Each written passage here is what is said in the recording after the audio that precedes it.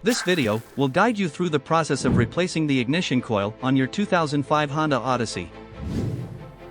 The ignition coils are located under the engine cover, bolted to the engine head over the spark plug wells.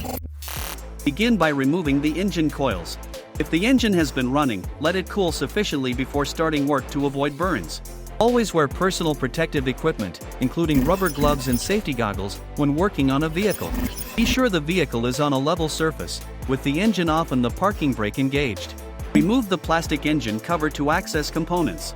Disconnect the ignition coil connectors, then remove the bolts. Use a mirror to help view the coil packs on the rear side of this engine. Give a slight twist, then pull the coil pack off the spark plug terminal. Finish by installing the ignition coils. Apply a minimal film of dielectric grease to the inside of the new ignition coil insulator boot. Carefully slide ignition coils into their respective mounting holes. Tighten the ignition coil bolts to 12 Nm or 8.7 foot-pound. Foot do not exceed the specified torque value or damage to the ignition coils may occur. Proceed by reconnect the ignition cables to the corresponding coil packs in correct order. Finally, reinstall the plastic engine cover.